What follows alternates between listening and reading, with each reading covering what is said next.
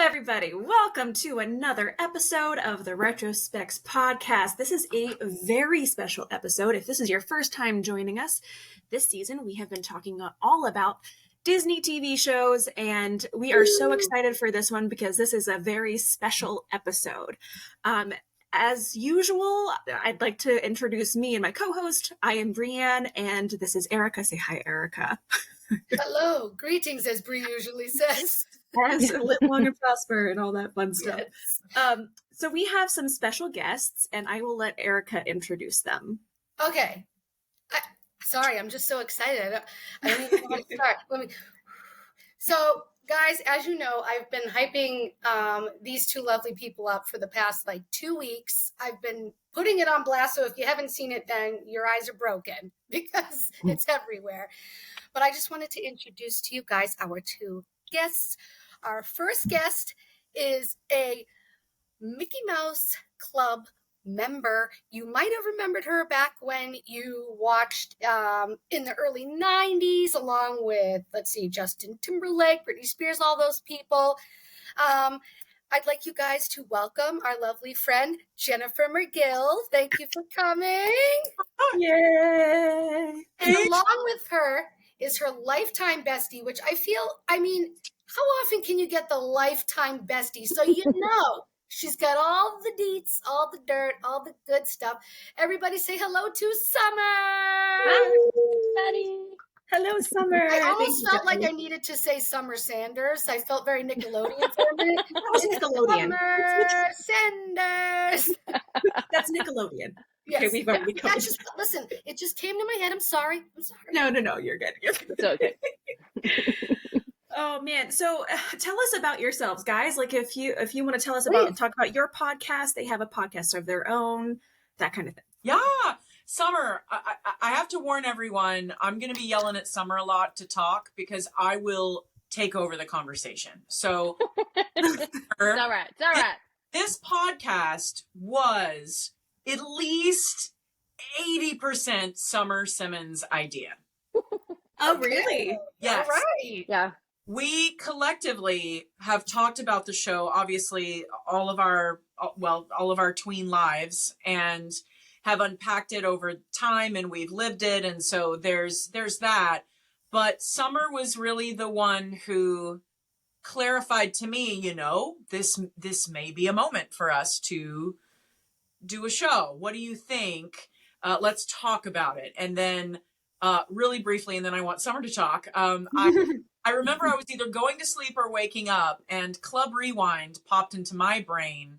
That's brilliant. Yeah, because I thought, at first I would love, of course, it's about the all-new Mickey Mouse Club because that's what Summer and I really do want to talk about. But then over time, we can include all the rest of anything from the past that is film and TV, etc. Because Summer and I also live for movie and television production. And so it just seemed like the right move. So Summer, tell me your thoughts. Is it about 83? Yes, let's go, Summer. Yeah, it's kind of popular now on a lot of podcasts where I guess I started seeing a lot of it during the pandemic where there was the 90210 and then there's one for Charmed, and all these different shows have their podcast about, and where cast members kind of go back and kind of talk through the different episodes. And I was just like, gosh, Jen, you should totally do an episode like this. And I was like, and if you need a counterpart, I will totally do it with you. And she was like, oh my gosh, we should totally do this. And then I was like, oh okay, let's do it. Yeah, let's do it. I was let's do it. Yes. Right. And so we're a fantastic team. We're both organized creatives. And so she takes, one part of the business and I take the other. And now we're both editing. And we want to apologize to all of our people. It's been a minute since we've released an episode, but we've had vacations and technical difficulties. Yep. But now we are on the verge of releasing our next episode, and then almost on the verge of releasing. Yay! That's exciting. I'm so excited. We know exactly how that is. Yeah. We did, in the beginning, we were posting an episode every week, and then we would take a couple weeks off in between the seasons. And then somewhere along the line, between health issues, moves, like just everything. So we were like, we'll do once a month. We'll try for once a month, but we'll get there. And, you know, eventually, like, we'd love to do it more often, but, you know, life gets in the way. So Yeah, it is exactly. Same thing. love. Yeah, labor of love for sure. yeah, absolutely, Yes, for sure. it's hard when it's not your first job. So to try Yeah. to have to put in that extra time, you know, to do that is hard. But I will say, working with Brie, it's funny the way that you guys kind of came together. Although knowing each other like you did is very similar. How Brie and I also came together about the podcast, where she was just kind of like, "Hey, you want to do this?" And I was like, "Yeah, let's do it." And then it kind of just took off from there. So yeah, I'm hoping that all of us see just years to come with each season more props, more duct tape and Sharpies and glitter and I don't know what all the things. We love that. Paints, you know, set design. I hope to see all of us realize our dreams with our podcast. Yes. yes, Amen and amen. We can do it. Yeah, and to move back real quick, the origin of Summer and myself is that our mothers were friends first, and so we've known each other. I've known Summer since I was born. Since birth, yeah. Like she lived down she literally, it's like literally down the street, but it's not even like a full street. Like I was on like one corner, and then it's like like this little, like not even like basically like a block, and then like that was like the beginning of her driveway that kind of went back to her house. And so we went to church together, and so like we were friends, and we like hung out all the time, you know, through the whole saying of like be home by the time, you know, the street light comes on was pretty much our lives, because we were either at her house or my house all summer long, just like playing and doing all the things. And then of course we saw each other at church on Sundays. So yeah, absolutely. I love the you guys are Gen X, right? I don't know. Gen X, okay. I think, yeah, you must be. I think you probably are. You know what? I think you're right, because I've seen it enough, and I think that's right. Listen, hey, it's all right. You know what? You guys don't get a bad rap. We do, because we do as millennials. And everybody thinks for some reason they like to confuse us with what is it, Gen Z? They're like, oh, I'm like, no, we are not the same people. We are all very different people. What I was gonna say was, I feel like like millennials and Gen X, like the older millennials, we were like the last generation to be like, okay, we're gonna go bike to our friend's house. We'll be home before, like, you know, when the street lights come on. Yeah, like I think we were the last group of 100%. kids. Because you best believe my kids don't do that. Yeah, no. And also living kind of in the country. Now I say that Summer knows it's not like it's actual like country, but like we had, like my grandparents were over the creek and through the woods to parents' nice. house. Over the river and through the woods. Yes. It is that, like I would run barefoot down the gravel road kind of thing. Like it was. Oh my gosh. Yeah. It's a small town. I mean, it's, you know, like, I don't know, couple, you know, 20,000, 40,000 people. Something. I mean, it's a small town, but you know, we have all the things, but it was a lot smaller when we grew up. But it's different than living in a city, because, you know, there's definitely some benefits to being in a small town, some security that you don't necessarily have in a city. So yeah, for sure. My grandparents, they actually, where they live in Maine, their population is 300 people, but it is I always tell her it's like she lives in a shoebox. But it's so nice to come up there, because at the moment, I grew up in a small town, but I live in a city right now. Manchester is they call it the Queen City, because it's all it means is it's the most populated city. Nothing exciting about that. I got really excited thinking it meant something good, and then I Googled it and I was like, oh, well, that's kind of boring. Well, I mean, there's Manchester, England, right? People get that confused a lot. They do. They think, I mean, sometimes I kind of wish I could say that's where I'm from. Yeah. From Manchester. Is that the accent for it? I don't know. I don't know. We got a lot of people probably criticizing us right now. They're like, no, sorry. No, that's so wrong. The two people in England that might listen to us are like, no, that's not right. But proper. Are they saying no or no? Like you? No. That's right. No. That's right. Because they might get a little higher. You're right. No, that's not right. It's no. No. Oh my gosh.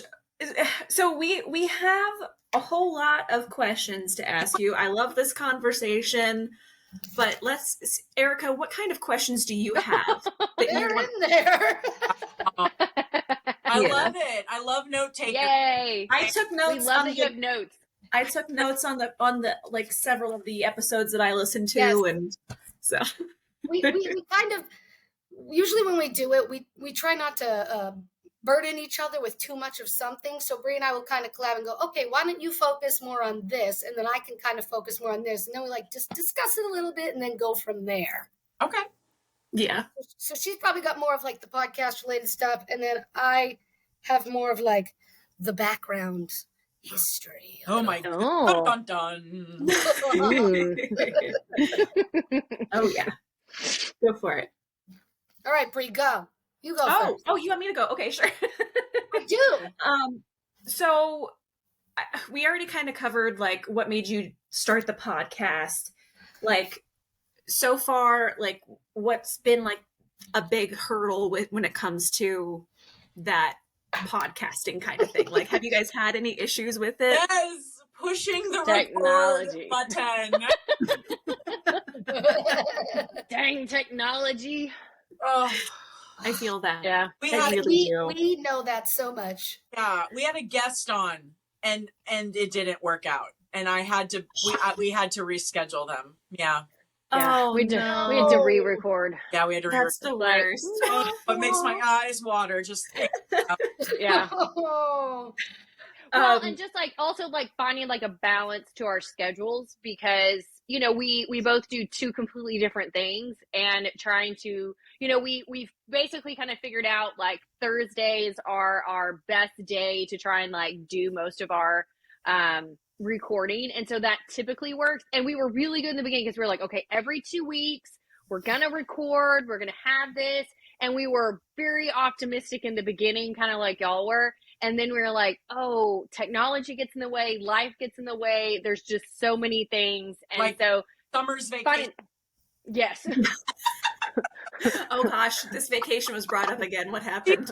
Like, sorry. She's a Like, teacher, I and work all year. I'm a teacher. So I'm like, Yeah. my vacation is like June and July. So I'm like, I got to get it in 2 months. Yeah, So that's like right. June and July like interfered with all of it. she takes multiple vacations. She's got, you know, her mother likes to go with her on all these things, and they're very versed in travel, and I someday aspire to be like that with. She's going to be my new travel buddy. That's There right. you go. There you go. I'm gonna We travel. travel awesome. similarly, so Right, hard. she is my next partner in crime when my mom retires from That's it. right. There you go. That's the But way. she's like, I'm not retiring yet, and I'm like, okay. That jumbled up our schedule enough, but then Yeah. also it was me not pushing the record button, so we're clear. That was me. But with all of that, it's been a minute. Plus, so Summer's a teacher. I'm the president of an artist development company. There is no 9 to 5. So Yeah. and we're getting ready for a boot camp that's happening this following weekend. We're trying to load up a different kind of tour. You know, we've got news stuff out, and then we're working with all of our clients. It is relatively constant that my schedule is so inconsistent. So Yeah. Now, what I was going to ask you, because I don't know if you've clarified it in maybe one of the episodes that I didn't listen to, but is it primarily kids that you're in, like that you do boot camps and stuff like that for? yes, I would say that primarily it's the tween into the teens, sometimes college age. Those Yep. are the usuals. Now, we do have certain higher level professionals in their 20s and 30s that do work with us as well. We have many different programs. So there's consultations, there's refreshers for our alum, and for sure there's the very small kind of introductory programs like Incubator. And then our usual is emerging artist, which kind of covers, hey, I'm writing music, we're going to get it out there, we're going to promote it, we're going to build your numbers. It's sort of the sweet spot of where most people want to be. Yeah. Years of their career. And so, yeah, like it is mostly young people. And I think I gravitated towards the job because I was in that kind of career when I was even younger than a lot of the ones we work with. And so I have a very particular passion, and Summer has totally witnessed this throughout the years, herself also being a teacher, that is so important to so the young people, whatever the career is. In my particular case, it's a little bit more specific, but it's so important to sow into young people so that the generations don't lose the art of being disciplined, the art of being organized and creative. I mean, it's hard to get all of them together, and everything that I work with them on, and also, you know, Summer with her, how she preps her kids for college, etc. You know, it is all very career minded, and in my lane, we also train to be an independent business person, because being a musician usually means you are your own company and your own product. And so it's a lot of stuff that I did not learn growing up on the Mickey Mouse Club. And my family, that was not their strong point. Was, you know, we weren't investors or thinking long term in how to Y and Z, and there was no social media, so there was a lot less opportunity for me to learn how to grow my own business. So, you know, all that being said, I really want to try to change lives that way so that they have it easier than I do in the long run. That's awesome. I love that. Amazing. I love that. That is inspiring, honestly. Like, I, you know, doing my research, had read about that, and it's just been, it is so cool to see people do that. It's kind of, you know, like, for not exactly this way, it's like when they say you're changing, you know, generational curses, you're doing something different to make it easier for the next generation. And I really applaud you for that. That's great. Yeah, for sure. And both of you, all of our teachers. I was going to say, Summer does that like with a lot more kids than I do. Yeah, I was going to say, being a teacher, both of you, great. That's awesome. Yeah. Now, what grade do you teach, Summer? I basically just teach you the way where I teach. We have it broken into, like, there's 9-10 campuses, and then there's the 11th and 12th grade campus. So we have high school and senior high, and I'm at the senior high campus. But my campus also has the IB program, which is the International Baccalaureate program. And it starts like early. They're not officially in it till junior year, but they do like pre-work as a 9th grader. And so we have the academy at my campus too. So we do have a few hundred like 9th and 10th graders, but mainly we're juniors and seniors. Oh, wow. We're just huge. We have like 3,000 kids in about 2 grades. Wow. Oh, wow. Yeah. Yeah. We do it. I went to a big school. We do it a little bit different. Yeah. We do it a little bit different up here. Like, they have it where, so high school for us is 9 through 12. Yeah. And most of them is, yeah. Yeah. They kind of, but I actually used to work in a high school. I was a paraprofessional, worked in special ed. So. Oh, okay. I know what it's like to be in the high school setting, and how. Bless you. How crazy it can be. Honestly, I'll tell you, I loved it. I would have much rather worked with that population than the general population any day. It was a great group of kids. I actually still work with one of the kids. When he graduated, I went with him. Awesome. That's awesome. I love that. That's now, awesome. Do you guys live, I know you guys grew up together. Are you guys still like locations or different sides of different parts? I'm in Texas and she's in Tennessee. Oh, okay. Yeah. How far is that, like, in between you two? It's kind of a lot because I drive it a lot. Summer flies, which is actually fly. I like to drive because I like to bring more of my stuff with me. So, yeah, it's about 10 and a half hours driving between us. Mm-hmm. Oh, okay. Yeah. That's a trip. How did it take you to get to me, Bree? It wasn't that bad. It was maybe 8 or 9 drive time. So it was not, similar, but less. Yeah. It's long, but it's worth it. Yeah. Yes. We've met in person one time, and it was last summer. And oh, wow. So I came out to Massachusetts, and so I got a place, like, I rented a hotel that was in between her and Boston, and it was a quick weekend trip. We went to Salem one day and we met in Salem, and then she had to work the next day, and so I went to Boston and then I left. But it was just like, okay, we have to do this at least once. So, again, we were supposed to do it again this summer, but then I got a hysterectomy, so that kind of yeah, it's bonkers. Life is crazy. Yeah. Life. What was I going to ask you? Oh, so I had I asked a couple of my friends some of the questions that they would like me to ask. And And one of the questions was a really cool one. And I'm like, why didn't I think of that? That's a really good question. With the Mickey Mouse Club being such a big deal, like in our parents' generation, at the time, did you understand the kind of shoes that you were filling? Like, did you understand like how big of an opportunity this was? I think the short answer is no, I didn't understand. Summer, did you have the Disney Channel before I got on it? No, I remember like, the Disney Channel kind of came around with the Mickey Mouse Club. Like that's kind of like when it kind of became the deal. And so we didn't have it until she got on the show. And then I was like, we have to get the Disney Channel. And so we got the Disney Channel because she was on the show. Oh, yeah.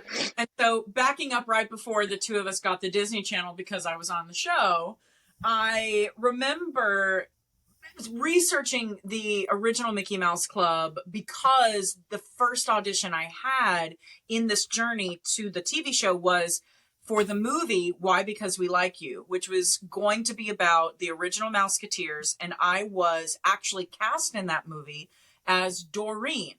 And so I had to do a little bit of research because I needed to understand who were these people, who was Doreen versus Darlene, which was the one that, depending on when they started filming, if I had sprouted, I could have possibly played Darlene. But so they're trying to figure all that out. So I'm diving into at least some of the young ladies a little bit further. I was aware of Annette, kind of the Annette Bobby Cubby, you kind of the Karen, you get a little bit of that. But I really just did the research because I understood that I was going to be playing one of those girls. And then the writer's strike of 88 happened. I know we're in another one now. Yeah. And that's amazing. You can imagine how everything just shuts down. They just cannot finish scripts. And so however it all went down, I don't think that movie ever got made, but the same casting director was casting the TV show. And so then, in a way, the pressure was off because I wasn't playing someone else. I was playing myself. But as a 10-year-old, you can imagine, might do, I then stopped researching. I was like, well, I mean, if it's just me, then, we'll figure it out. But, yeah. So I didn't really dive into more at that time. But over the years, I now understand all of the ways that in the beginning season, the pilot into the first season, there was a lot of homage. It's not even the right word, is it? But I know what you mean. Yeah, sure.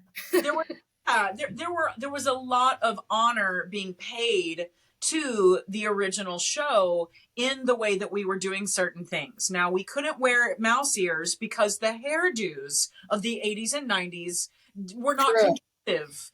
We needed a lot of height, a lot going on, and hairspray falling up on top of your head. Right. So, like when the Spice Girls came around, and I saw your hairdo from the other day with like the knots on the side, and all of that. Like, sure, I guess if that had been in style, we could have maybe played with that, but we had jackets instead. But we did tap dance numbers. We sang a lot of older songs. We did a Motown medley. We really did want to pay that respect to the original show. Plus, we had in-show movies, in-show shows, a show within a show, just like they on their show. And so there was a lot of similarity, but if you didn't know a lot about the original show, you wouldn't have known what you were looking at because it played so well in and of itself on the 80s and 90s version of the show. So yeah, I over time absolutely did understand more so about the legacy. Like now, more often than anything, besides being called a Mouseketeer or a Musketeer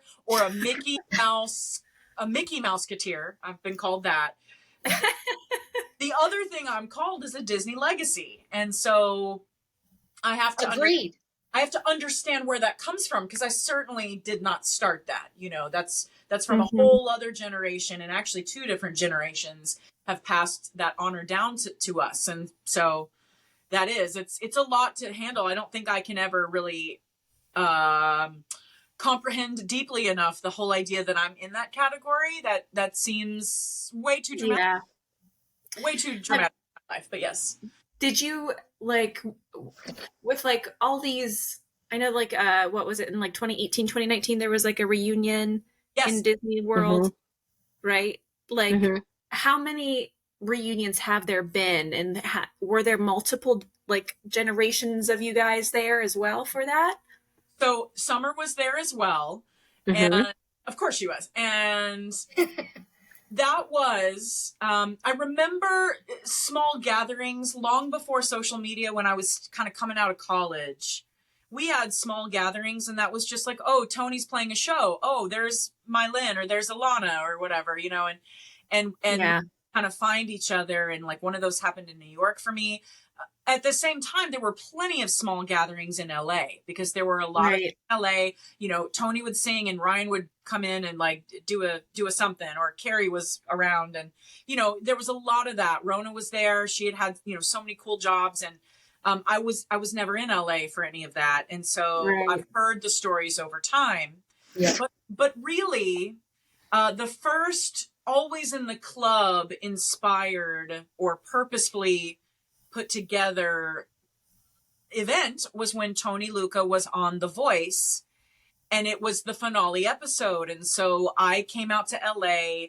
We had definitely about 8 of us together, and we watched the show, and, you know, Tony was with us before and after, and that was the beginning. And really not until I think MMC 30, well, definitely not until MMC 30 was there ever an official, as many of you that can get together, opportunity like that. That had not presented itself until MMC 30. And that was an Always in the Club Foundation undertaking. And, you know, they've spoken to me about how that all happened. And it was so much money to put that on.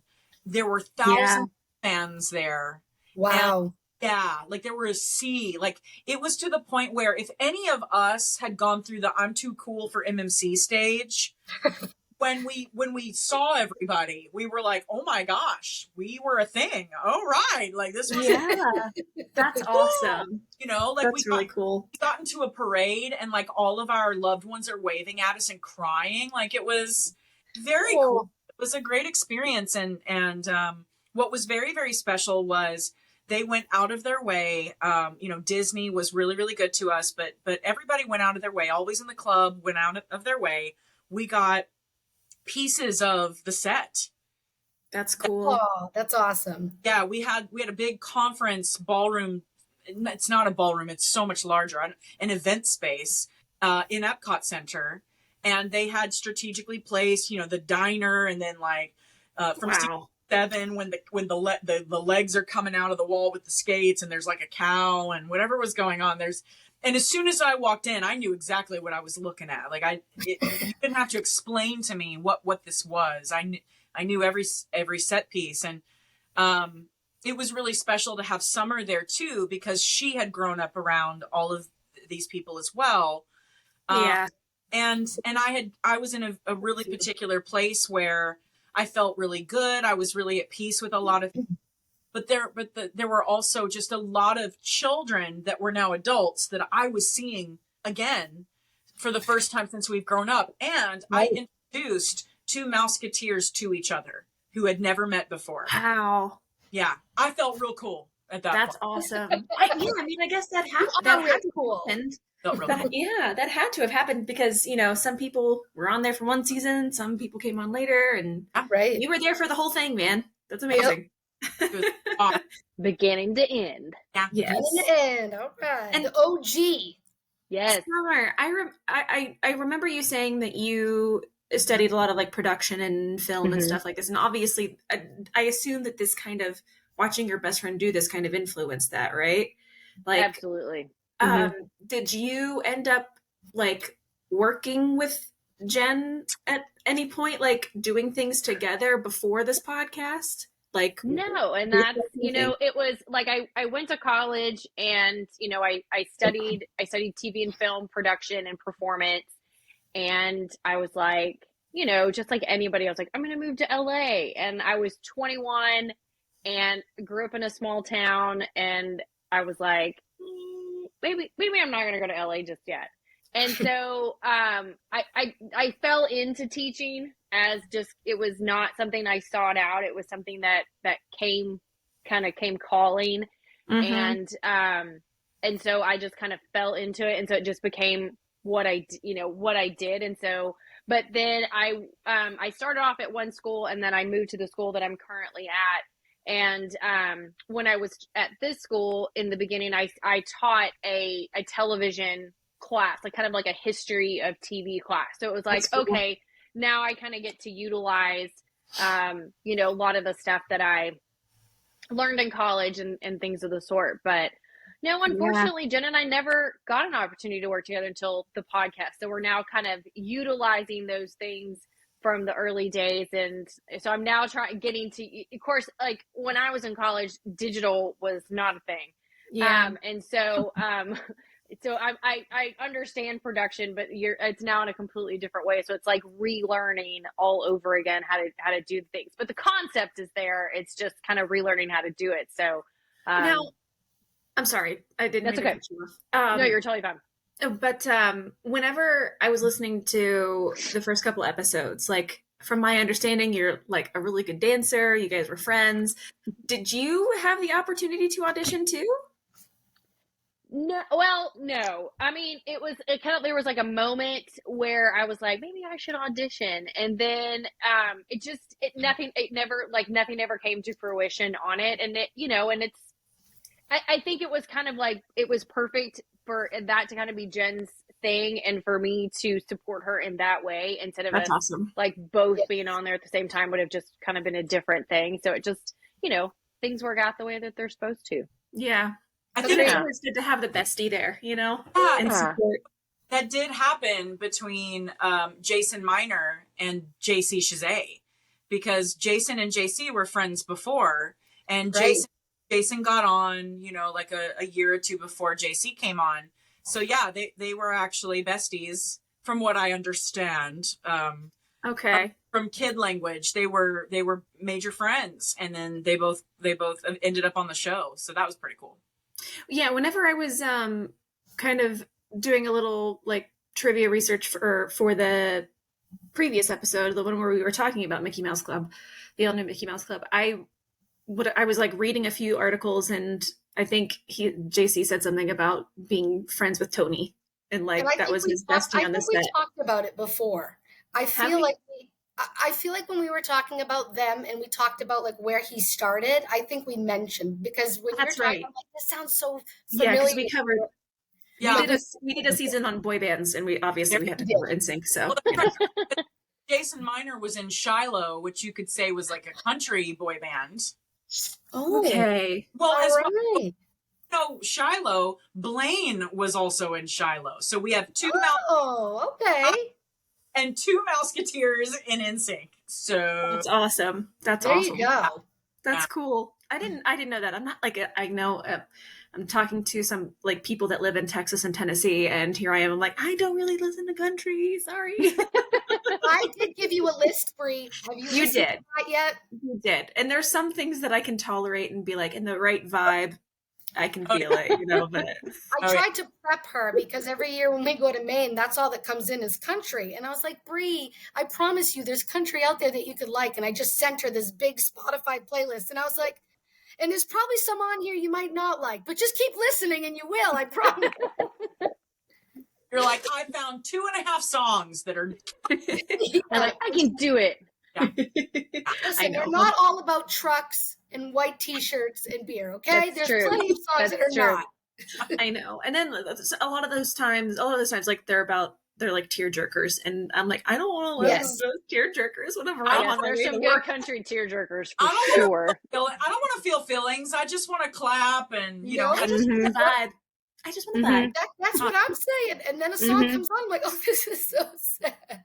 I don't want to hear about your mama waving goodbye as you go off to war or school. No, thank you. Like, Tell me that your mama then went to a party later. That's what I want to hear about. Those are the ones, like, because I'll listen to country in the morning sometimes, and like sometimes those songs come on, and I'm like, no, so I'm like, I have to like change the thing. I'm like, that one now. I don't know if you guys know it. It's about, oh my gosh, I can't think of who sings it, but it talks about how this person has blue eyes and he doesn't make her cry, and it goes on and on and on, and it just keeps it repeats that over and over again. I'm like, oh my gosh, like, really?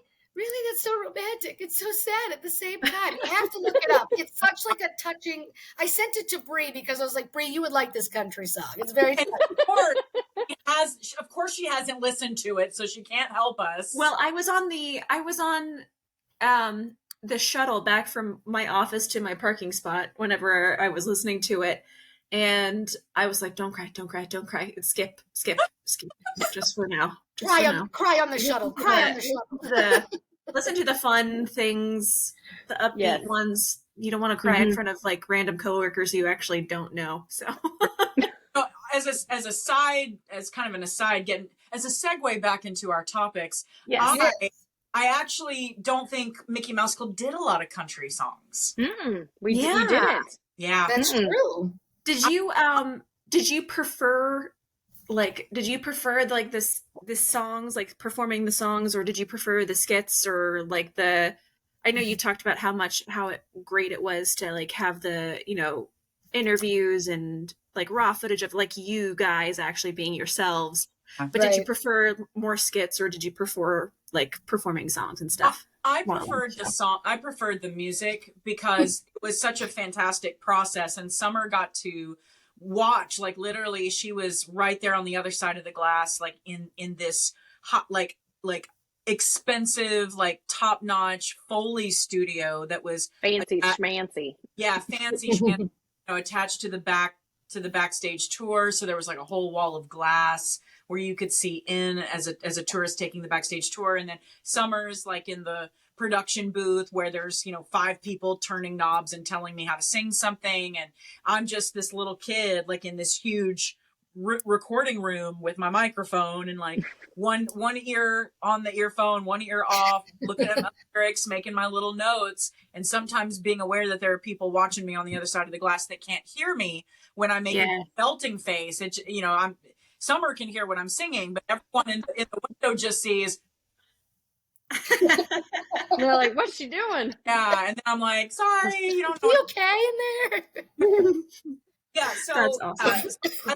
I did love recording the music, and then you go to, you know, you learn the song, you record the song, you learn the dance to it, you get fitted for your wardrobe, then you put it all together and get out there, and usually in front of an audience, and you do like, you know, 4 to 5 passes of this song. You're blocking it, you're understanding the camera angles. It is a big process, but I think I did prefer the music just because my first love was singing.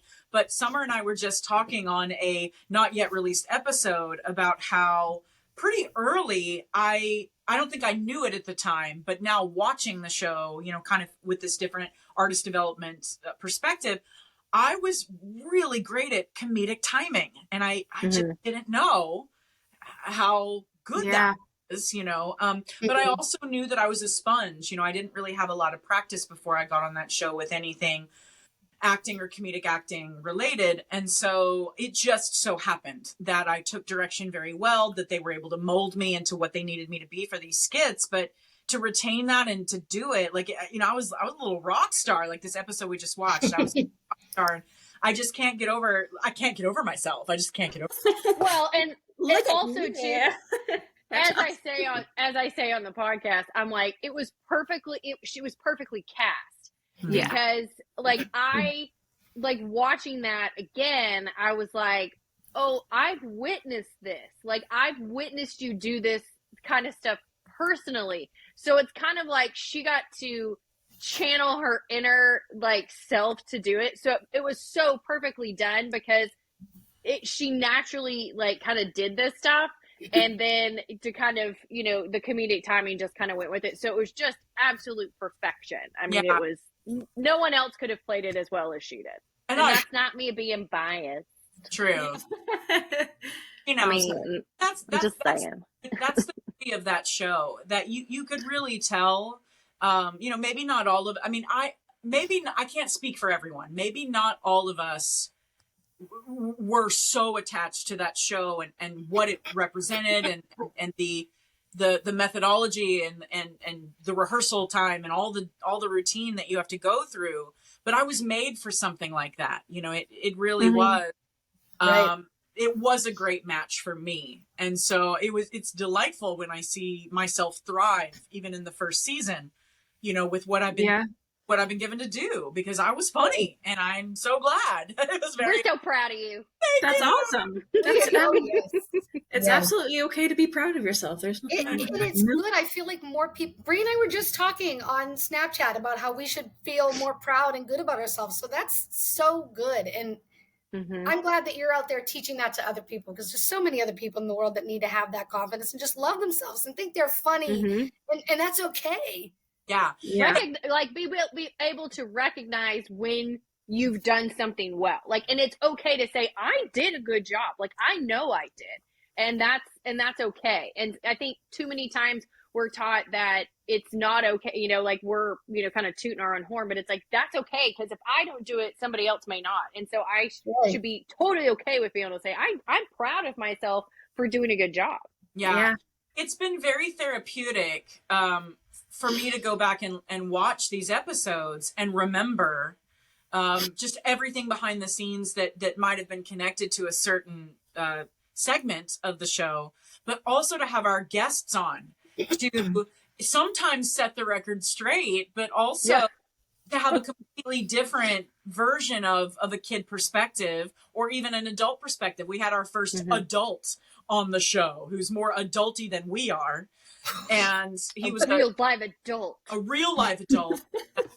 And we called him the adult on most of that podcast. And to have someone on staff who, you know, gently reminds us that, you know, there are a lot of kid perspectives and sometimes you may not get it right, you know. And I was like, please do tell, let me hear it. So it's been really great to unpack a lot of these memories and in a way make peace with, at the time, the awkward girl I thought I was, you know. So that's been very, very helpful. And that helps me bring more strength and confidence to other young people, because I try to tell them, you need to appreciate you where you are today. Like, don't wait for whatever the future is that you think is going to be better than now, because you're, you know, I don't say that you're going to get older and you're going to wish you were complaining about whatever it was you were complaining about on your body when you're 12, 14, 19, you know, whatever that is, you're going to wish for whatever version of that was. All the time. Oh yeah. Now with you guys like rewatching everything, and I'm sure you guys both have very vivid memories, but are there things that you were surprised that you forgot about? Like, did you watch and be like, oh my gosh, I can't believe I forgot about that? Yeah. There's a lot of things, even as like, I know for Jen, I know there's definitely things she's like, or like she totally forgot about. But there's things that I'll watch and I'll be like, oh, I totally forgot that happened, or I totally forgot about that song, because, you know, it's been a while since I've watched some of these things. And so you do kind of like, there's other things when you're like, oh, I totally remember, or like something starts and you're like, oh, I know it's coming. And like there were things on like Teen Angel, and like now we're watching Match Point, and I'm like, oh, I can kind of remember what's coming. Like I kind of have an idea of it. And then there's other things that you're like, oh, I totally forgot about that. Like until it like happened, I did not remember it at all. Yeah. But then Jen remembers, like, you know, she'll see an outfit and be like, oh, I know what day that was. I know what we were doing. I remember like loving, you know, she like there's a specific pair of like shoes that Rocky had, of boots, and Jen's like, I coveted those boots and I wanted those boots. And she specifically still remembers, you know, 30 some odd years later, I wanted those boots. Yep. I remember, we haven't gotten to this one yet, and it's only aired once, so I feel like it's worth being talked about. We did a song called Oh Yeah, and I think it was on Ferris Bueller's Day Off, like that soundtrack. Yes. That oh yeah. Oh yeah. Oh yeah. Oh yeah. Okay. We only did it once, and obviously because of the lack of lyrics, it was a heavy dance number, and so they had us all a little bit tougher, and I had these bicycle gloves on, you know, that like kind of strap or Velcro in the front or whatever. Well, I had to go on a potty break, and I guess I was trying to take one of the gloves off, and it fell in the toilet. And so I didn't tell anybody, and I just shook it out and walked it off, put that thing back on my hand, and did the rest of the dance number, right? And it's like, when Did you rinse it? Yeah, Okay. but it was still like wet. I know, but It wasn't disinfected. Like, there was no Lysol or anything in the room. So I was just like, oh gosh. But so I returned, and when someone mentions, oh, the thing, the Oh Yeah song, I'm like, oh yeah, the first thing I remember is, yeah, Toilet Glove. It's the Toilet Glove song. Yeah, there you go. I don't know what else happened. I know I did this move, and I remember seeing it, and I'm like, there's the glove, and there's the glove, like. Well, and I have my glove. own. Right. So I have my own embarrassing story, and so it like I don't remember the song. I never can remember the name of the song. I'll be there. The Mariah. Thank you. I'll be there. It's Mylin and Tony, and it was like, it was an episode. Anytime I came to visit, they were always like so kind, and they were like, we're gonna get you on the show wherever we can, and so I'd either be like an extra someplace, or I get to sit specific places or whatever. And so like Tony and Mylin, we're gonna do this like romantic sweet song or whatever, and so they're like, we're gonna put you in the perfect spot so you will totally be on camera. And I'm like, okay, great. So I'm like literally sitting like between Tony and Mylin, and I'm like, this is great. So then it airs, and there's this whole moment where it's like Tony, Mylin, and me. I'm like, it's like the three of us, and I'm like, this is the most awkward thing ever. I'm like, Hey. I couldn't have a buddy. I'm like, I'm just here by myself going, hi. Yeah. So every time I think about it, I'm like, yep. In a later episode, we will talk about that. That's moment. amazing. Yeah, that was her 5 minutes of fame. It was glorious. My 5 minutes of fame. That's awesome. There you go. Now I know. Now I'm gonna go Oh, YouTube great. it. You think I can pop a question here? Because I got this question on my mind, and I'm going to forget it. If I Oh my Go gosh, ahead. go for it. Yeah.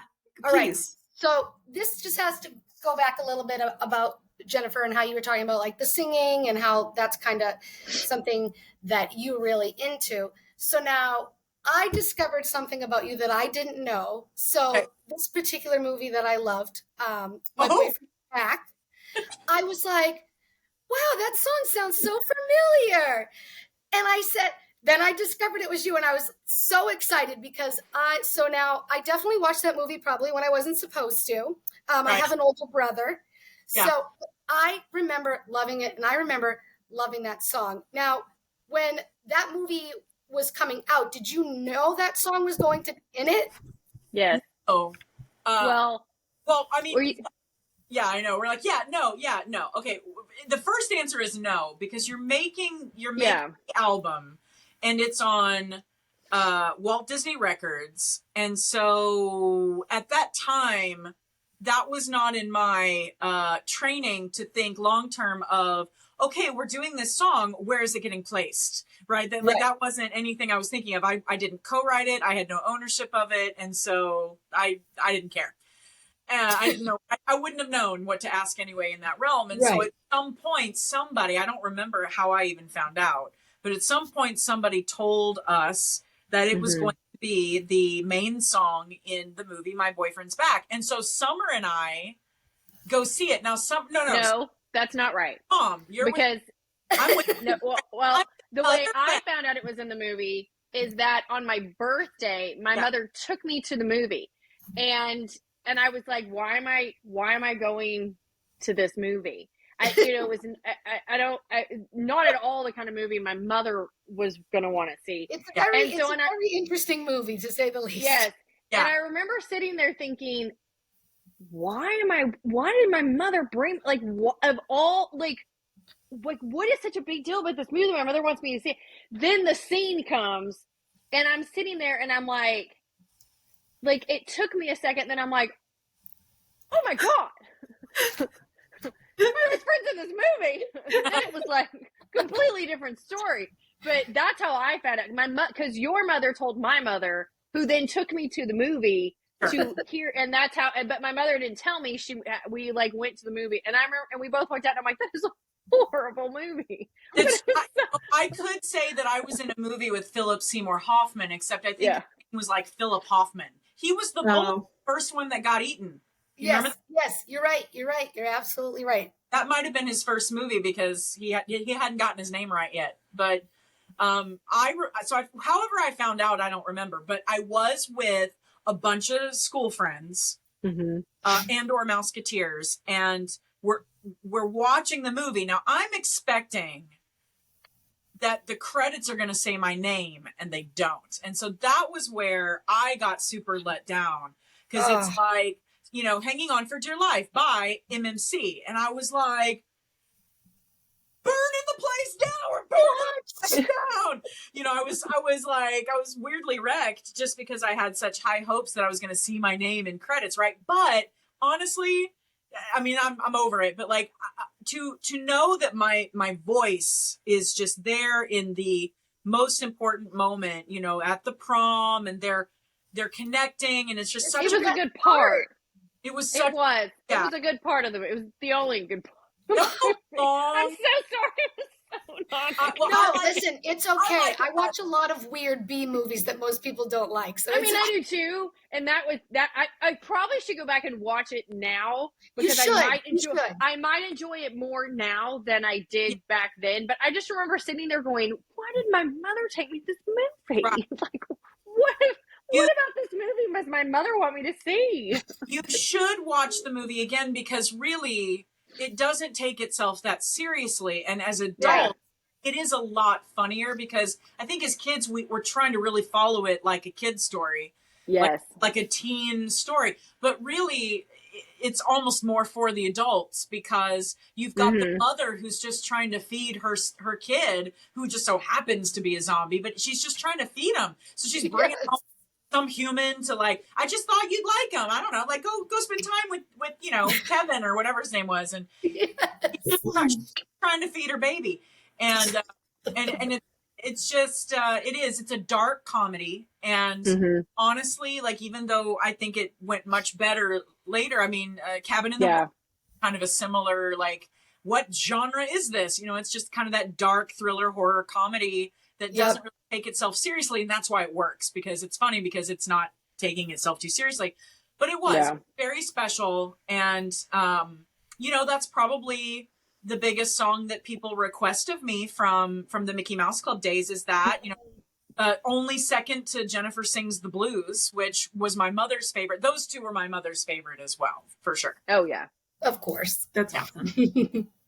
My mother always requests any song where Jen, as my mother says, I was like, was Jen's going to sing? And Mom's like, she must sing a song where she hits the high notes. And I'm like, okay, she knows. Yeah. Like, Jen knows that anytime she's going to sing and my mother's around, she must sing songs where she hits the high notes. As my mother says it. That's awesome. That's awesome. I love it. Aww. I'm sure. Wait, Erica, are you sure you have all your pages? I've asked plenty of questions. Don't mind me. I know. I'm sitting here. I'm like, hold on, because I have it organized kind of for the most part, but then I started writing stuff down for TikTok, so I'm trying to get through what's what. Well, we probably have about 30 more minutes or so. Just FYI. No. Don't worry. I only have a few that Bree hasn't already asked. We had a lot of the same stuff. Okay. So here's my question. It's pretty random, but what was it like singing on a cruise ship? Ooh, so complicated. And guess what? Summer visited me on the cruise ship too. She's been everywhere with you. That's awesome. I love that. Yeah, I always count on me. Oh yeah, I love that. I told Jen, I was like, if you were ever like on Broadway, I would be there opening night, center stage. That's best friends. I'd be there. That's fantastic. Yeah, I'm always there. I know. I would tuck her into my mic pack if I could. Just so she could get That's so sweet. The cruise ship. But before I went, my parents went. That's right. Yeah. My parents went to see her first, and they loved it. And then so that was like my Christmas present that year, was they sent me, like, I literally found out Christmas Day and flew out the next day. It was like I went home Christmas Day, packed, and got on a plane and flew to Hawaii to see her on a cruise ship. Wow. That must have been difficult for you, Summer, to not have a good 3 days to, like, pack. No. I was like, I had to pack that, like, that's probably the fastest I've ever packed for anything. I was like, whoa, what? I'm going where? Doing what? Yeah, we like packing. We do like packing. Yeah. But I like to plan my packing. There wasn't a lot of planning. It was like throwing things in a suitcase packing. Yes. So, and Summer, remind me to tell you about all my new luggage I just bought. Okay. Yes. For your travels for next year together. Yes. I'm ready. So, cruise ship. Now, what was really, really cool about this particular cruise ship was that we met it in dry dock in Eemshaven, which I think is Netherlands. No, someone who knows geography, tell me. But I just like saying Eemshaven. And so I was in a foreign country and the ship was dry docked. It had never come to America yet. It was a super new ship, and it was built to be 1 inch on either side clearance to go through the Panama Canal.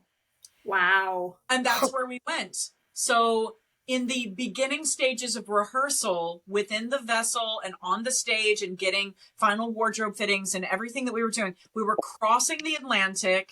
We were going through the Panama Canal, which was like the gates of Kong. Like, it was so huge. It was such a huge deal. And I was up super early and I got to see like all the different gates, and it takes forever. But like my porthole, you're seeing the concrete. I took an old school picture of it, like on a disposable camera or whatever. And like, you just see the dock, like you see the gate, and you're just passing through. And that's how much space you have. I mean, it's a large ship, but there's no wiggle room. I don't know how they did it, but they built it specifically to get through that canal. And so then we get to like the right side of America, and then we kind of go down and around to the left side of America, and we pick up a lot of press in LA. We kind of take them out for a little while, bring them back, and then we really go to Hawaii, and then we're touring the islands. So I saw so much in just getting to the tourist destination of now we're going to start, our real performances.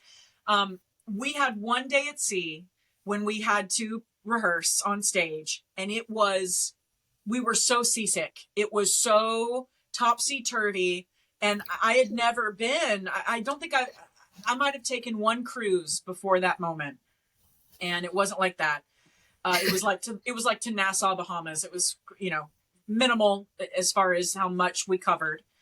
And me and my co-singer are almost white green, and the dancers, I'll never forget it. They were so committed.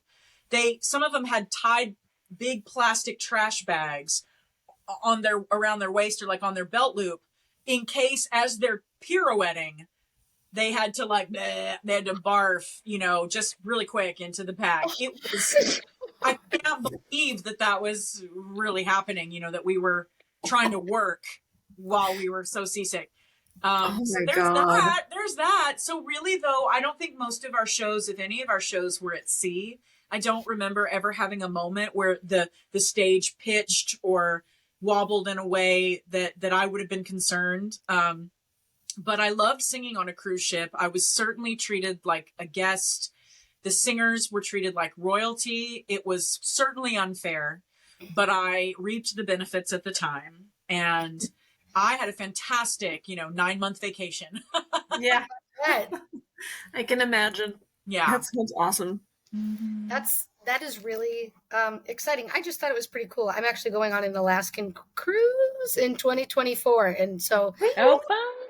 I wonder if we'll have anybody. The last cruise we went on, my mother-in-law, I'm thankful for her. She's paying for it for me and my husband's 10-year anniversary. We had it was an ABBA tribute band. That was who we got to see, and they were phenomenal. Honestly, they were fun. That's awesome. We we did Winner Takes It All. I did a duet with our co-singers. We did Winner Takes It All. I do remember that.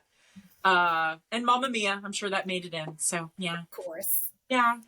That's a good one.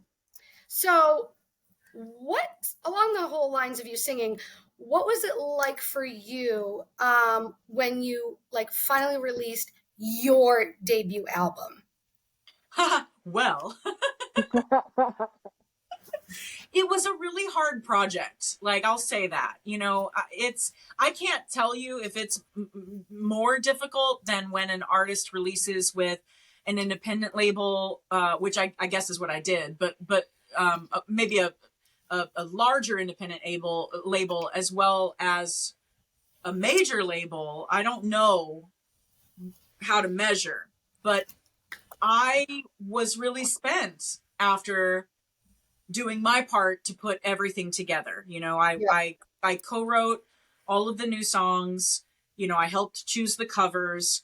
We recorded everything. I comped all but one song, and there were 14 songs on that album, and I vocal comped, edited, which means I chose which vocals were going to go in, including background vocals and riffs and all that. And I comped everything.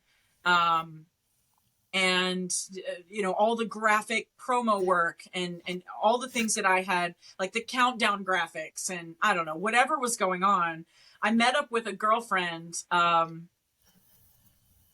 shortly after it was released, and she said, "Who's your PR company?" And I was like, what do you mean? And she's like, "Well, like, who does all the graphics and stuff for you?" And I was like, "Me." Like, what do you Hello. That'd be me. She, like, her jaw dropped, and she was like, "I thought it was 10 people. I thought you Wow. situation." And I'm like, no. It's me and someone else, right? Like, it was just the two of us really handling a lot, if not all, the admin. And so I was really exhausted when it came out. And though it was really tough, you could call it, again, kind of a labor of love. You could call it a birthing process, but I have no regrets about what it took to get the album out. I'm eternally grateful for Lifetime Impact Group, Lifetime Impact Music, for making it happen, because each one of those songs really has a fantastic message that I still continue to believe in. And I'm grateful that it got to be out there, and I learned a lot in the process of now what I work on with our clients today with PCG Artist Development. We learn about all of that, how to prep your fan base for a release, how to put, what you need to put into it, but also something that nobody that I was working with at the time knew a lot about was digital media marketing and promotion, to have budget left over to promote the thing. And so sweat equity isn't enough, and so you need ad spend, you need dollars to get it out to X, Y, and Z. There's a lot there. And so I think, even though we couldn't really fully encompass what was necessary to get it to a certain level, that doesn't change the impact that it's made on the people who have encountered it. And that is invaluable. I mean, I feel like that's a big part of my purpose that was realized, to have all those songs out there. I mean, my favorite one that I still really love to sing is What I Know Now. And I co-wrote that with Jen Bostic, who is, again, I think she's just released a lyric video in the last few days. She is an incredible artist, a great songwriter. And I remember sitting down with her and I said, I want to write a love letter to my 12-year-old self. Oh. And that's what we did. Wow. Mm-hmm. So I love singing that one because it feels very directly about the people I work with now as well. That every generation and all of us have some kind of bully moment, whether it was our own voices talking ourselves down, someone in our family, someone at school, someone we didn't even know. Everybody has at least one of those moments that if they could have something to counter that and to say, no, you're braver than you're stronger than you're not just a flash in the pan, or, you're so much more than you think you are. You're beautiful, like all these things. And it's like, if I could tell you what I know now, if I could get it back to you in time, if you could know what I know now, kind of thing. Right. Right. That was probably the most healing song that I do continue to revisit. Yeah, for sure. Man. I can imagine. I mean, I feel like too, like you said, I feel like you're giving the perfect balance of, giving these people the confidence that they need based off of, what you experience, but also you're giving them the reality that, most of us, when you see, we don't know sitting here what goes behind a song. It's not just simple singing into it. You know what I mean? And it's so good that you're showing people that, because I think a lot of people nowadays in this technology crazy world think like, I'm just going to be famous and that's just how it is. And then they get to that point and they don't realize there's so much that comes with that, especially when it comes to singing and recording and all that stuff. It isn't just going in a booth belting out lyrics and that's the end of the story. Yeah. That's true. And Summer, I was going to ask you what your favorite song was on a break. I don't want to put you on the spot, but while you're thinking about it, I did want to say that, I do talk a lot about how, when we build homes, when we build a house, and a lot of people are really preoccupied with the outside or even the prettiness of the inside. But there's all of this wiring and plumbing and all this structural foundational work that we don't really ever see, that it makes or breaks that house for the long run. And and then the maintaining of a house and replacing the roof, which isn't fun, or whatever else you're supposed to be doing. And that is a lot like fame. From the outside, if everything looks great, then everyone just passes by thinking, wow, they must have a fantastic life and everything's perfect, and they must wake up every day just feeling so lucky that they've got what they've got. But inside fame, there is always the next thing. Like once, let's say your dream is, I want to be famous. Okay, then you're famous. Then the dream is, well, I want to be respected in my field. Okay, so let's do a lot of PR. Let's get you into a charity. Okay, well, now I want to win an award. Okay, great. You won an award. Well, now I need to win another one or I'm declining, right? Oh, so then you have to keep topping yourself, and then it's political, it's who you know, and then there can be false information about you, and then you spend a lot of money on lawyers trying to defend things you did or didn't do. I don't want it. Like, I absolutely don't want that. And you couldn't have talked me down off of it when I was a kid. Like, I was going to be Whitney Houston, and that was that, right? And, poor Whitney, like I wouldn't want to trade lives with her. God bless her. 'Cause she's one of my favorite artists of all time. Truly. And I just, I don't want to trade with her, and in all fairness, I don't want to trade my life with anyone, including any of my Mouseketeer brothers and sisters either. I'm at peace with who I am and where I am, but gosh, it took a long time to get there. And if I can help other dreamers to get have their realistic hats as well that they can wear from time to time, so they understand what they're asking for, I think that it would make at least smarter dreamers and maybe more well-prepared dreamers, right? Because it's absolutely. So speaking of dreaming, Summer, what's the one that you go to sleep with? What's the one that you play when you're just ready? I don't go to sleep to any of them. I know. I don't know. Like, probably my favorite is I like Firestarter. Yeah, because it's just like a strong song, and it just has a lot of power behind it. Not just in the singing, but in the words, and it's just such a good song. I've always liked Firestarter. Firestarter for me, it throws down a little bit, and it should, because it was produced by Jeff Savage, who has produced for The Party. He auditioned for the Mickey Mouse Club. He and I have been friends for a long time. We used to have not a podcast, but I guess it was a vlog show. I don't know. Okay. Before podcasts were a thing. Yeah. And so he totally gets the MMC vibe. And I brought him that song Firestarter because I wanted it to throw down a little bit. And I do enjoy Summer, that's one that I've probably never sung live since the CD release. Oh, I know, that's one of the ones I like. Yeah, but it's a good one. They're all good. I mean, I enjoy them very much. Oh yeah, the whole album is great, but that's probably the one I go back to, other than Hanging On for Dear Life, because it's the classic. But this is a different but the version on her album is different than the original, which I like, and I go back and forth as to which one I like better. And part of what I like about the new version is that you always expect Jen to have the big note, like but she leaves you hanging, waiting for it, until like the perfect moment. You think I'm gonna make it through this whole song, and she's not gonna like give it to me, and then it right toward the end, she just like nails it, and it's just like it's completely different because you see it coming in the original, but in this new version, it's so those are I kind of flip flop between the two. I have to agree because I noticed that because when I went onto Spotify and I went to download it, it downloaded the newest version. I said, I have to check this out. And I love them both, but I feel like they both do, like you said, they have their own thing to them. Yes. And that's what I like about them. Yeah.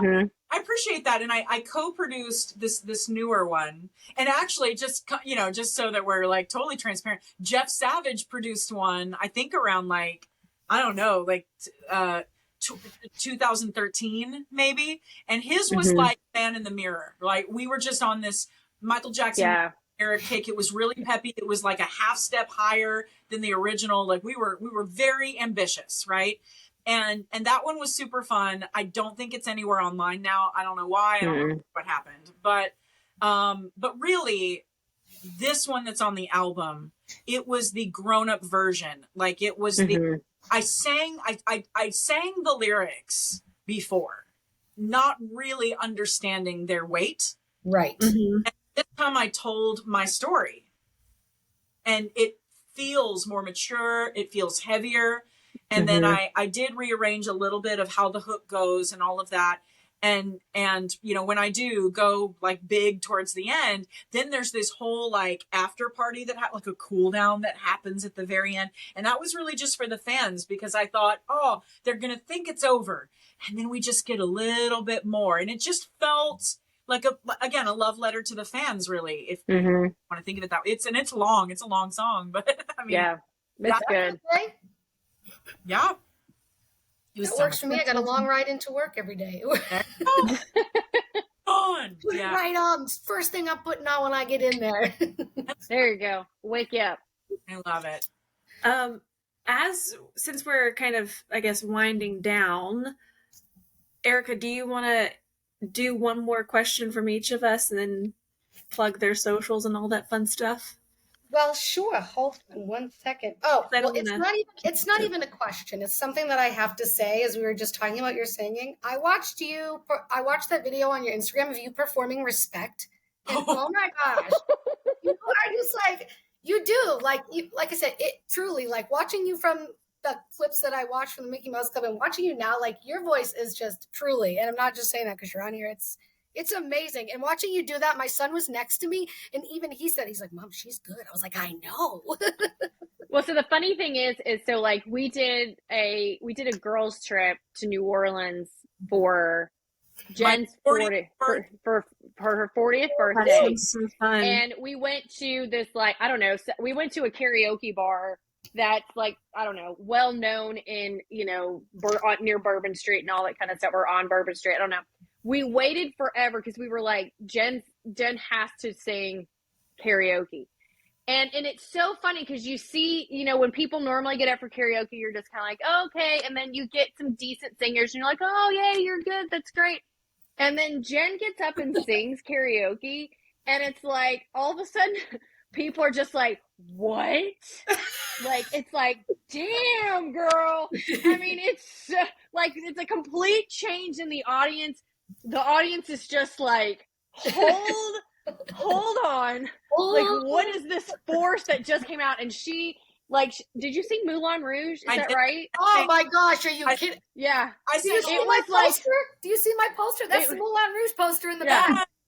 It was fabulous. And I mean, like, we waited forever, and like we were to the point where we're all ready to go, and then we were like, and Jen was like, I'm done, and I was like, I don't care. We're all like, you have to sing. And it finally was like getting to the point, and it was like worth it for everything. And just like watching the audience, like when people know, it's cool, but when people don't know, it's a million times more fun. Oh, yeah. Because that you're not expecting someone like Jen to get up and like just blow everything out of the water. No. And I mean, even like the DJ guy, like the club people were like, what are you doing here? Yes. Right. They're like, nobody does this. And so it's fabulous to watch. Like, I've always enjoyed it. Like, when she gets up and sings and people are not familiar with her, it's such a joy for me because I know what is coming. And in it, you know, I mean, to this day, she can make me cry 9 times out of 10 when she gets up and sings. I'm inevitably gonna That's cry. so sweet. Now, not with Moulin Rouge, but Right. you know, like when there's a lot of songs that she'll sing, and I'm like, inevitably, I'm gonna be boohooing by the end of it. And like MMC 30, I boohooed. Oh yeah.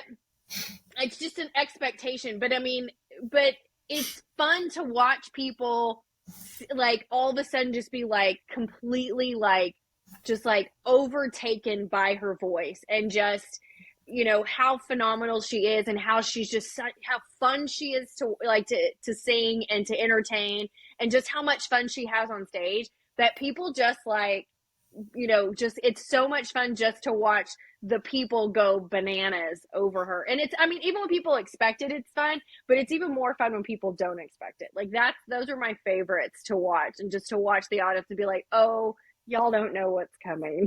I do enjoy being a surprise. I enjoy being like kind of a contradiction. Because I do like to think of myself as a mild mannered, nice, not, you know, crazy all the time energy level lady. And so you really don't see it coming. And I love that. Now I don't get to experience a lot of the reactions because I'm in the middle of just exploding on stage, and that's where I do it. I've called myself a vocal gladiator because the only time I'm going to get violent with anyone is on the stage, and it's going to be coming right out of my vocal cords, right? Like that's awesome. That's where I'm going to slay. But like, but see, now the particular thing about the footage you watched, you know, it's it can be a teaching tool. But the first thing about that is I don't really sing a lot right now anymore. Like I teach voice lessons and I work with other people. Every now and again, I'm asked to, you know, record a song or demo, stuff like that. But I haven't gotten out there and performed in quite a while. And so I'm out there, and that's at my friend's bar mitzvah party. I'm a guest, and we're all musical, and they hired a band, and it's an Orlando band, a cover band. So of course I'm going to at least know one of them in the band, you know, like I'm just going to show up. And I did know someone in the band. And so the family who put on this party had already arranged for me to sing Respect, because that was the one song the band knew that I knew. And so I was like, I'm very busy. We're just going to have to go with that one because I'm very busy and I just don't have any time to learn anything new, which was true. But I get up there and it felt like letting a dog off a leash into the dog park after they just may have not gone since before COVID. And I was just galloping. I was just so excited, and I was just, you know, singing all the notes. So it felt amazing to do it. And I really was excited to be out there. But then I was waiting and waiting forever to get the footage because the videographer had taken a while. And so the family sent it to me and I watched it. And at first I was like, wow, this is amazing. But then I'm like, oh my gosh, I'm really like yelling at the end of it. And so everyone else can see it as like, oh my gosh, it's this, you know, really impressive thing. But of course I pick it apart and I'm like, oh, I'm pushing there. Oh, I'm using too much force. So of course I have to make my comment when I post it, because I'm proud enough to post it, but I have to make my comment like, now for my voice students, this is a little too much. Like, you don't want to push too much, you know, because it's more about the impression, or it's not about impressing anyone for sure. It's about making sure that my students don't go, well, everything she teaches me, like, you know, she's not practicing what she preaches. But I was just excited. Yeah. You're ready to go. And that happens. A lot. We let the dog off the leash. The only notes I liked in that were all the G's or the G sharps, whatever I was enjoyed all of those. But everything else I was like, oh, I'm pushing too much. So that's how it goes. Career kids, child star types, you know, early performers in all sorts of different genres of childhood, you know, early development. Like we do get really nitpicky about ourselves. It's just how we've grown up being. I'm sure. Absolutely. Now, to wrap up, I have one last question. It's a very easy one. Okay. Very quick one. being part of Disney, who is your favorite Disney character? Ooh. OG favorite is Princess Aurora. Okay. Yes. Mhm. Also my OG favorite. Yes. He's my second favorite. Ariel's my first. You know, Ariel Mulan is my first. Gotcha. Yeah. And Ariel is my second, I think, because, I had a thing for redheads as well. Like, I wanted to just, I wanted to be where the people were as well. And when I was a child, and Summer probably remembers this, I used to pretend I was a mermaid in the, my favorite way to swim was with your legs together and just, flicking back. And I would practice. I love Flash. And I loved Little Mermaid. Yeah, so I was a big Mermaid fan. Summer, what were yours? Of course, I mean, I'm old school. I mean, I love Cinderella. Like, I love Cinderella. I love Aurora. Because I do like Sleeping Beauty. Probably in the newer versions, like, because I like Mulan because I like Mulan because she's such a badass. Yeah, agreed. But I like Ariel too because us redheads, we gotta find my people. So I love it. Yeah, they're all great options. They're all great choices. She's got to be where the redheads are. Exactly. You can't tell it, but my hair is very like the red's faded. But I try to be a redhead most of the time. Huh? This is not my hair, but we can pretend it is. But anyway, guys, do you want to plug your socials? Tell us where everybody can find you, and then we'll wrap up and give ours too. So sure. So Summer, I'm going to start, but I want you to finish because I just edited our little commercial that talks about how you can follow us. So I might remember most of the things. Okay. So the first thing is that our Instagram is our homeland, but really it's all about Patreon, because on Patreon, we have our first tier, which is audience member. And that's where you get access to all of our video versions of our podcast. So we have the audio versions free for everybody, where most wherever you listen to your podcast. Yeah. That's where we put that. But really, half of the fun of the show is seeing what we're doing or our funny facial expressions, and obviously our guests. Those are really special episodes because you're seeing them interact with us as well, and you're seeing their faces, and so we do really appreciate our Patreon fans. Our second tier, which I think is Backstage Pass, is you get two different. You get different like extra videos. Like we're putting together a blooper reel that we're gonna release towards the end of the year. So that's awesome. You get different videos, you get photo dumps, and all of our Patreon members get the video version of the podcast earlier than when we release the free audio version to the public.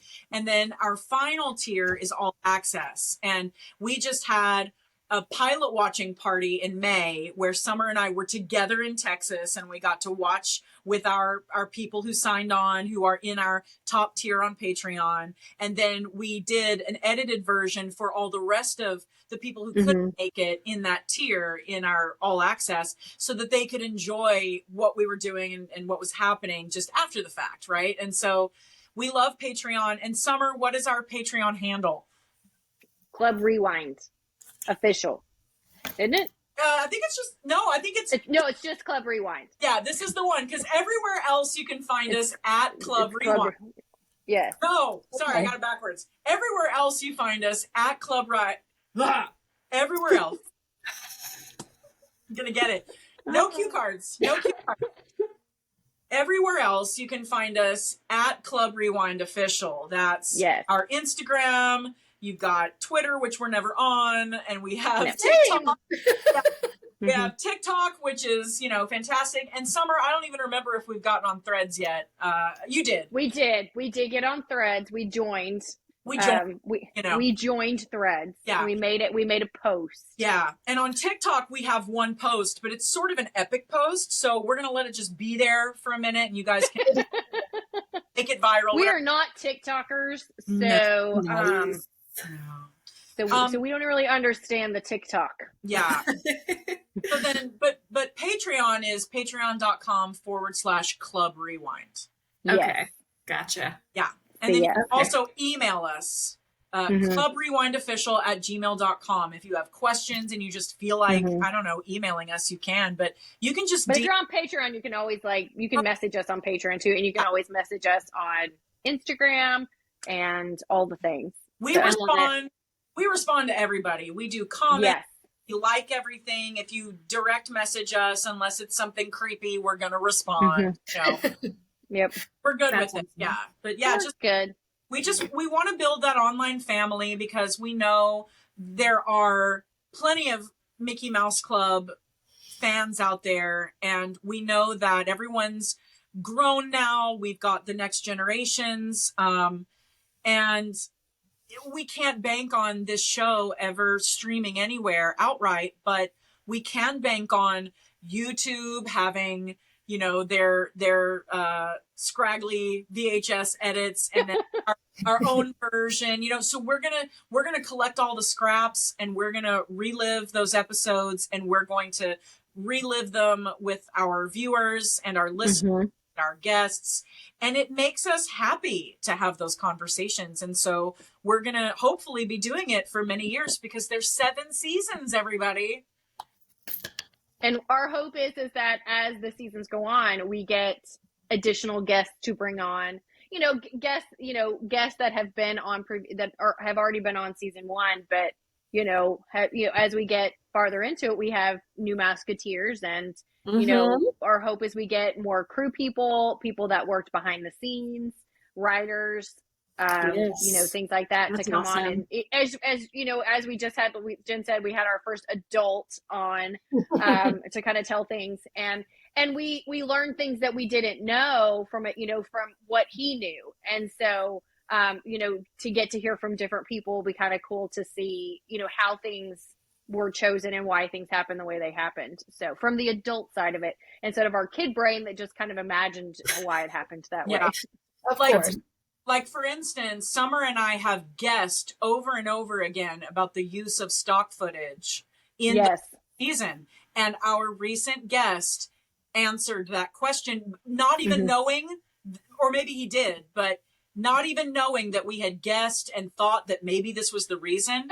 And he answered it and we were close. We were correct, but he also added a new layer of a reason why. I was like, cool. Oh, I didn't even think of that. So it's really, really fun. And it was awesome. And cool. our Patreon members, like over time, we're going to be able to get new equipment, or maybe we're going to go take a trip and we're going to get new props, more duct tape. I don't know. We're going to find all the things. Yeah, and hopefully we'll look back at that first season some year and be like, oh my gosh, what am just like the first season of the all new Mickey Mouse Club, they were just trying to find themselves and it was all rickety and they were just trying to figure it out. We are all that's what we're doing the same thing, and it's you're doing a great job. We're all thank you together. I'm so glad.